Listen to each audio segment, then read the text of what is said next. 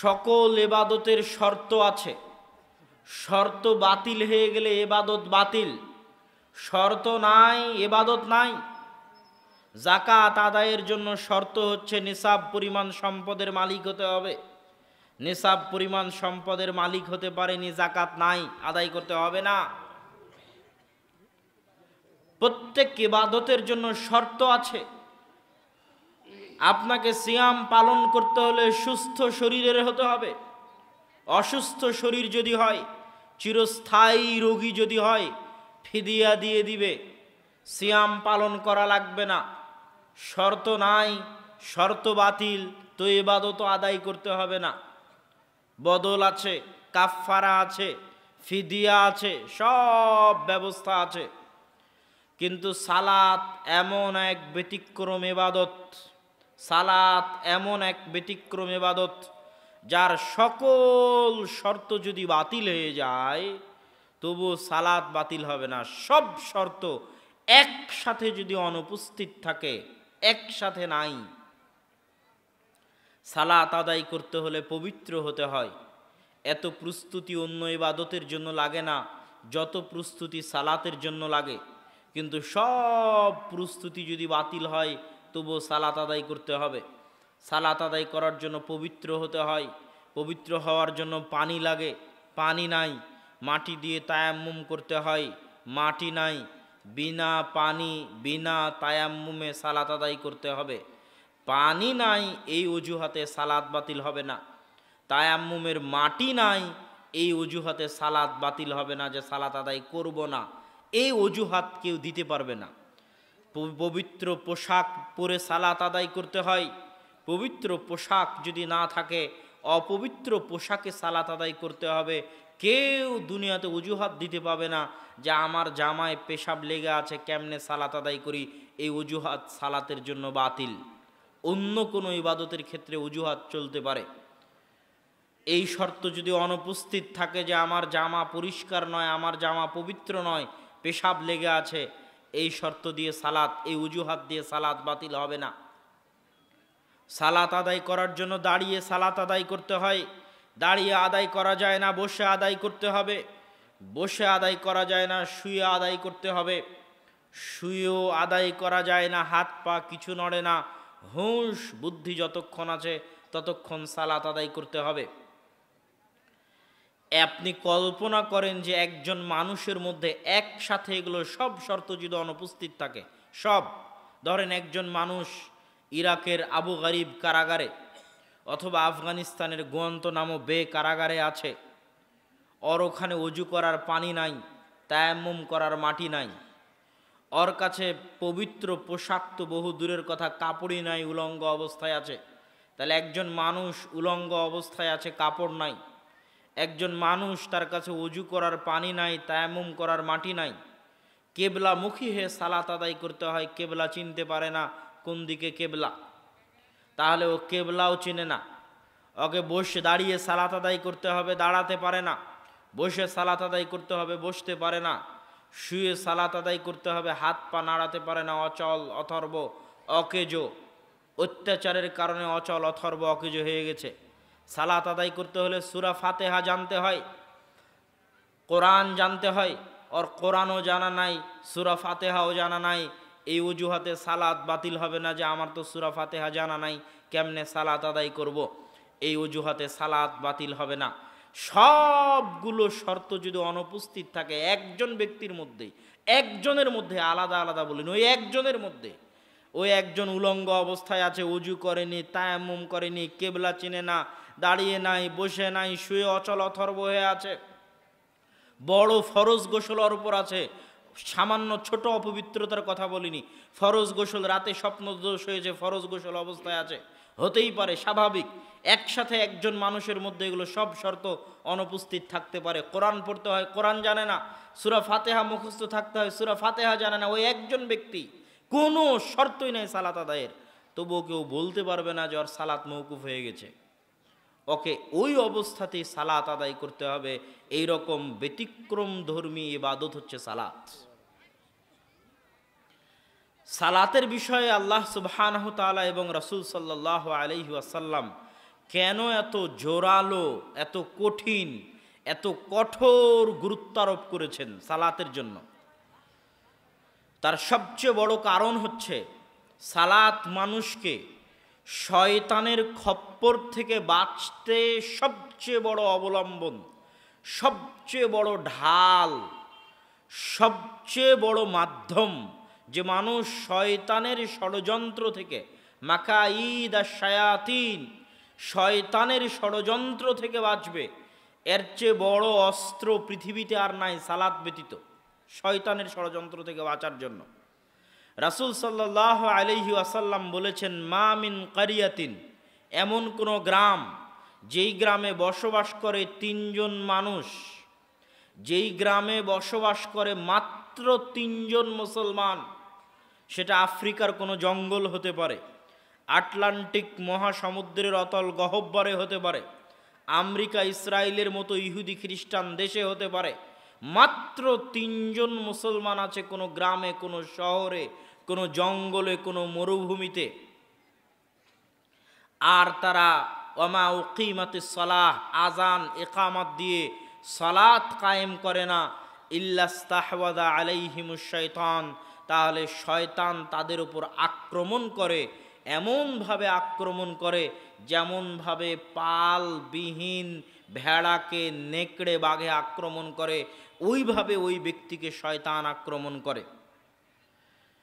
প্রথমত এই হাদিস বুঝার জন্য আপনাকে বুঝতে হবে যে শয়তানের অস্তিত্ব বাস্তব, কাল্পনিক নয়। শয়তানের অস্তিত্ব বাস্তব, কাল্পনিক নয়। শয়তানের অস্তিত্ব বাস্তব, কাল্পনিক নয়। পবিত্র কোরআন এবং হাদিসের পৃষ্ঠায় পৃষ্ঠায়, পাতায় পাতায় আল্লাহ সুবহানাহু তাআলা এবং তার রাসূল মানুষকে শয়তান থেকে বাঁচাতে চেয়েছে, শয়তান থেকে সতর্ক করতে চেয়েছে। আমেরিকা, ইসরায়েল, ভারত আপনার অত বড় শত্রু নয় যত বড় শত্রু আপনার সাথে থাকা শয়তান। কেননা ওই আমেরিকা ইসরায়েলের সাথে কবে আপনার যুদ্ধ হবে আপনি জানেন না, কিন্তু আপনার সাথে যে শয়তান আছে ওর সাথে আপনার 24 ঘন্টার লড়াই, সকাল সন্ধ্যের লড়াই। এটা কাল্পনিক নয়, এটা বাস্তব।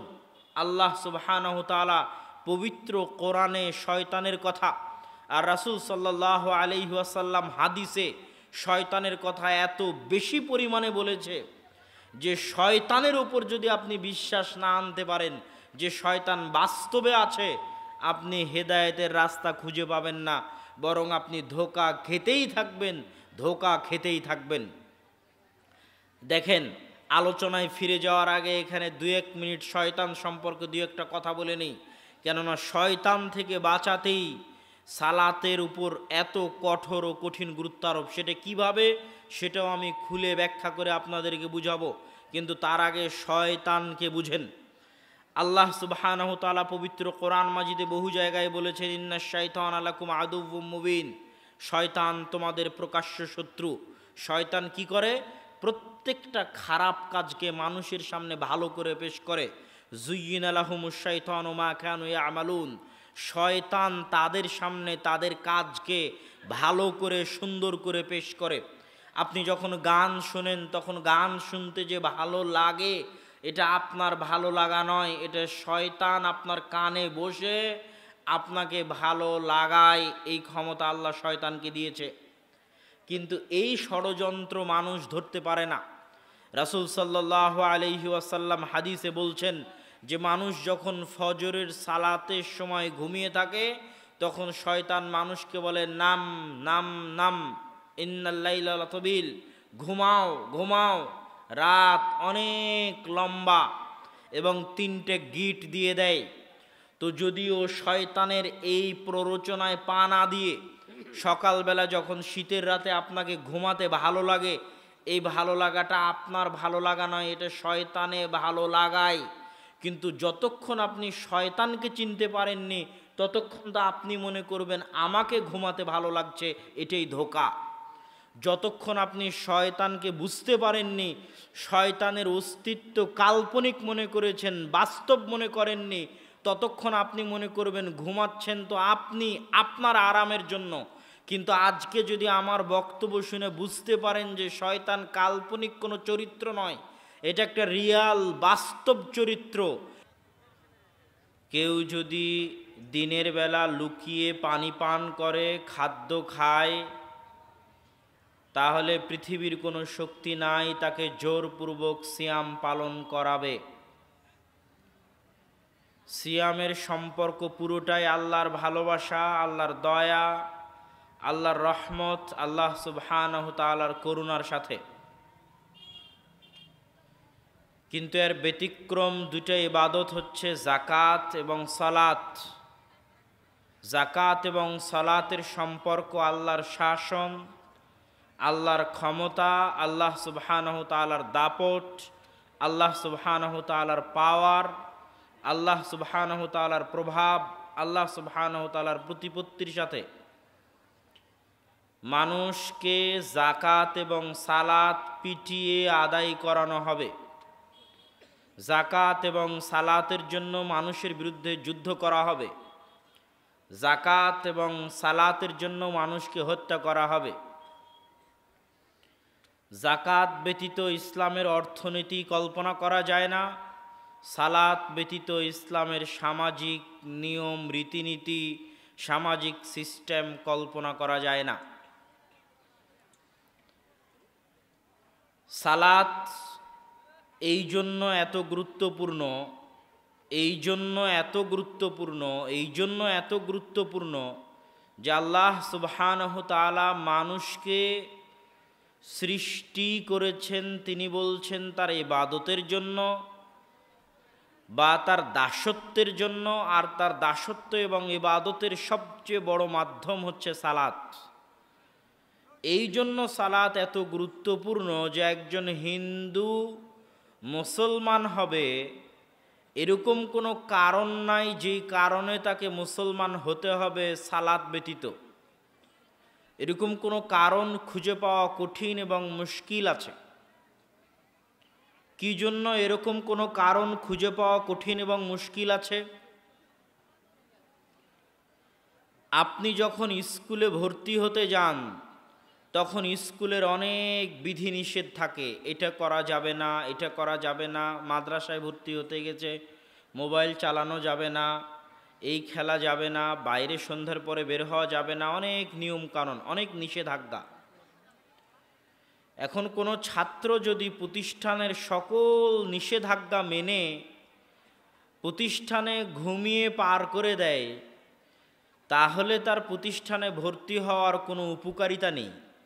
এই নিষেধাজ্ঞাগুলো মানার জন্য তাকে প্রতিষ্ঠানে ভর্তি করা হয়নি, তাকে প্রতিষ্ঠানে ভর্তি করা হয়েছে ক্লাস করার জন্য। কিন্তু সার্বিক নিয়মকানুন বজায় রাখার জন্য কিছু নিষেধাজ্ঞা দেওয়া হয়েছে। কিন্তু সকল নিষেধাজ্ঞা মেনে নিয়ে যদিও ক্লাস থেকে অনুপস্থিত থাকে, মোবাইল চালায় না, সন্ধ্যার পরে বাইরে যায় না, দাড়ি চাছে না, টাকনুর নিচে প্যান্ট পরে না, যা যা নিয়মকানুন নিষেধাজ্ঞা আছে সব মানে, কিন্তু ক্লাসে যায় না, ক্লাসে উপস্থিত হয় না, তো এই নিষেধাজ্ঞাগুলো মানার কোনো ফল নেই। একজন হিন্দু, হাজারো হিন্দু এরকম আছে, শুধু একজন হিন্দু নয়, হাজারো হিন্দু এরকম আছে যে মদ খায় না, যে জুয়া খেলে না, যে জেনা করে না, চুরি করে না, ব্যভিচারে লিপ্ত হয় না। এগুলো সব ইসলামের নিষেধাজ্ঞা। তো ইসলামে যত নিষেধাজ্ঞা আছে প্রত্যেকটা নিষেধাজ্ঞা ওই হিন্দু মানে। এখন আপনি ওই হিন্দুকে কি জন্য মুসলমান হতে বলবেন? ও তো হিন্দু থাকা অবস্থাতেই চুরি করে না, ও তো হিন্দু থাকা অবস্থাতেই জেনা ব্যভিচার করে না, ও তো হিন্দু থাকা অবস্থাতেই মদ খায় না, ও তো হিন্দু থাকা অবস্থাতেই জুয়া খেলে না, তো কি করতেও মুসলমান হবে? ইসলামের সব নিষেধাজ্ঞা তো মানছে হিন্দু থাকতে। ওকে আপনি এমন কিছু দেখাতে পারবেন না ইসলামের যেটা মানার জন্য ওকে মুসলমান হতে হবে সালাত ব্যতীত, ইল্লা সালাত। কি জন্য? ওই হিন্দু যদি গরিব হিন্দু হয় তো ওর উপর জাকাত নাই, বলতে পারবেন না যে জাকাত মানার জন্য তুমি মুসলমান হও। ওই হিন্দু যদি গরিব হয় ওকে বলতে পারবেন না যে হজ করার জন্য মুসলমান হও, হজ ওর উপর ফরজই নয়। আর 12 মাসে 1 মাস ক্লাস করার জন্য কেউ স্কুলে ভর্তি হয় না। ওই রকম পাগল ধর্ম ইসলাম নয়। তো প্রত্যেক দিন আপনি কি করতে মুসলমান হলেন রে বাবা, করবেনটা কি, কেন মুসলমান হবে, কি করতে মুসলমান হবে? সালাত ব্যতীত এরকম কিছু পাবেন না যেটা বলতে পারবেন আপনি যে সালাত আদ এইটা করার জন্য মুসলমান হচ্ছে, সালাত ব্যতীত। এই জন্য রাসূল সাল্লাল্লাহু আলাইহি ওয়াসাল্লাম বলেছেন, আল ফারকু বাইনাল মুমিনি ওয়াল মুশরিক, আল ফারকু বাইনাশ শিরকি ওয়াল মুমিন, মুশরিক এবং মুমিন। তাহলে সালাত এত গুরুত্বপূর্ণ এই জন্যই যে ইসলামের মূল অংশই হচ্ছে সালাত। আমি যদি বলি ইসলামের অপর নামই সালাত, ইসলাম মানেই সালাত, তবুও ভুল হবে না। সালাত কি জন্য আল্লাহ সুবহানাহু তাআলা মানুষের নিকটে এত কঠিন এবং এত কঠোরভাবে চান সেটাও বলবো। তার আগে আরও একটা জিনিস মনে রাখেন সালাতের বিষয়ে সূক্ষ্ম।